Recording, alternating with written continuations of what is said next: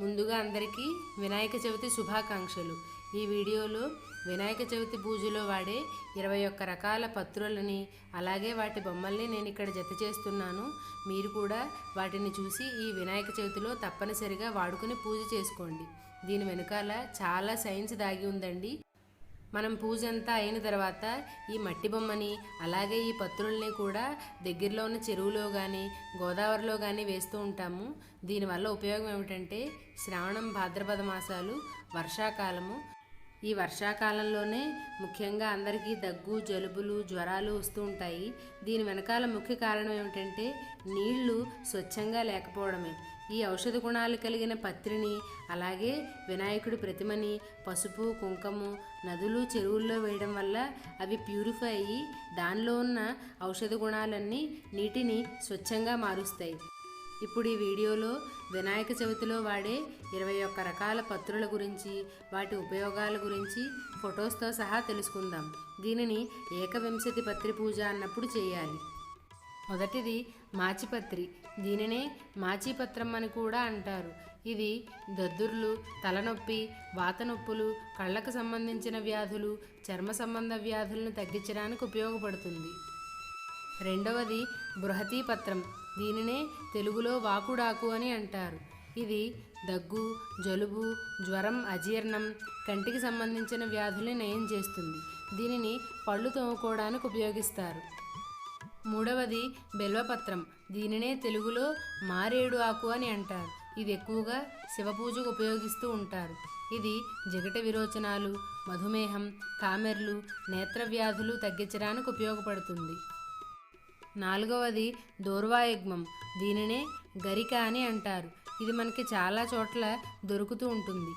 ఇది గాయాలు చర్మ వ్యాధులు ముక్కు సంబంధిత వ్యాధులు ఉదర సంబంధిత వ్యాధుల్ని తగ్గిస్తుంది. తరువాతది ఉమ్మెత్త. దీనిని సంస్కృతంలో దత్తూర పత్రం అని అంటారు.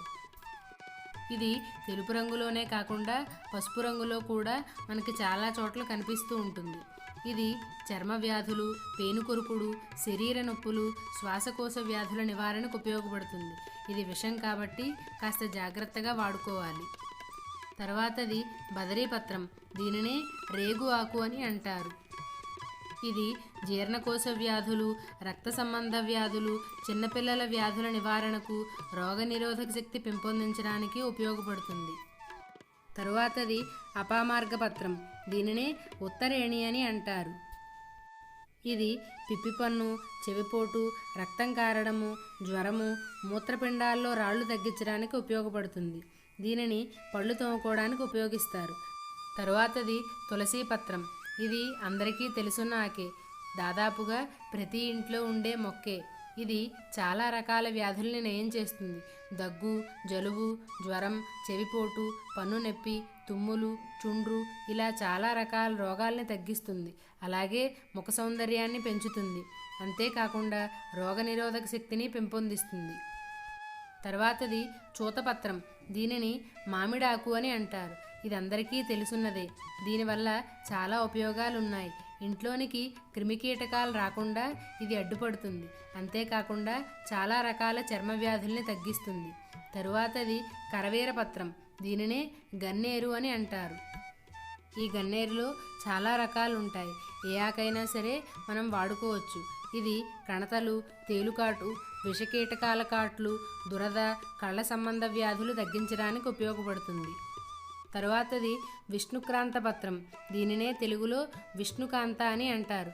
దీనికి నీలం రంగు పువ్వులు ఉంటాయి. ఇది జ్వరం కఫం దగ్గు ఉబ్బసం తగ్గించడానికి ఉపయోగపడుతుంది. అలాగే జ్ఞాపక శక్తి పెంపొందించడానికి ఉపయోగపడుతుంది. 12వది దామినీ పత్రం.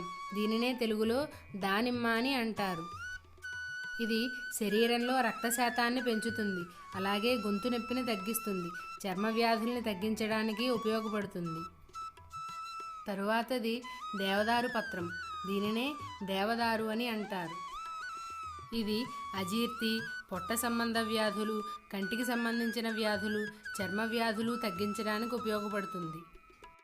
తరువాతది మరొక పత్రం. దీనినే మరువమ్మని అంటారు. దీనిని చాలా చోట్ల కుండీల్లో వేసి పెంచుతూ ఉంటారు. ఇది సుగంధ ద్రవ్యంగా అమ్మవారి పూజలో ఉపయోగిస్తూ ఉంటారు. ఇది జీర్ణశక్తి, ఆకలిని పెంపొందించుటకు, జుట్టు రాలడం, చర్మ వ్యాధులను తగ్గించడానికి ఉపయోగపడుతుంది.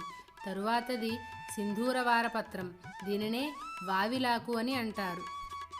ఇది జ్వరం, తలనొప్పి, కీళ్ళ నొప్పులు, గాయాలు, చెవిపోటు తగ్గించడానికి ఉపయోగపడుతుంది. 16వది జాజిపత్రం. దీనినే జాజి ఆకు అని అంటారు. ఇది అందరికీ తెలుసున్నదే. ఇది నోటిపూత, వాత నొప్పులు, జీర్ణాశయ వ్యాధులు, కామెర్లు, చర్మ వ్యాధులను తగ్గించడానికి ఉపయోగపడుతుంది. తరువాతది గండకీ పత్రం. దీనినే దేవకాంచనం అని అంటారు. ఇది పొట్ట సంబంధ వ్యాధులు, కఫం, నులిపురుగులను తగ్గించడానికి ఉపయోగపడుతుంది.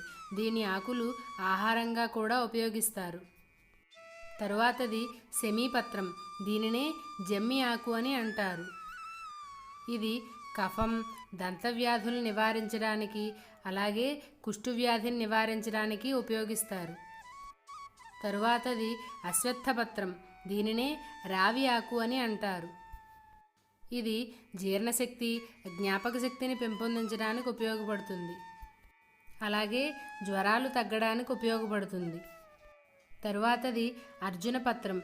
దీనినే తెలుగులో తెల్ల మద్ది అని అంటారు. ఇది చర్మ వ్యాధులు, కీళ్ళ నొప్పులు, గుండె జబ్బులు నివారణకు ఉపయోగపడుతుంది. తరువాతది అర్కపత్రం. దీనినే జిల్లేడు అని అంటారు. ఇది మనకి చాలా చోట్ల దొరుకుతూ ఉంటుంది. ఇది చర్మ వ్యాధులు, సెగగడ్డలు, చెవిపోటు, కోరింత దగ్గు, తిమ్మిర్లు తగ్గించడానికి ఉపయోగపడుతుంది. చూశారుగా ఈ 21 పత్రాల వెనుక ఎన్ని ఆరోగ్య రహస్యాలు ఉన్నాయో. మీరు కూడా ఈ వినాయక చవితిలో మీకు దొరికినన్ని పత్రాలతో పూజ చేయండి. అలాగే మట్టి వినాయకుడినే పూజకు ఉపయోగించండి.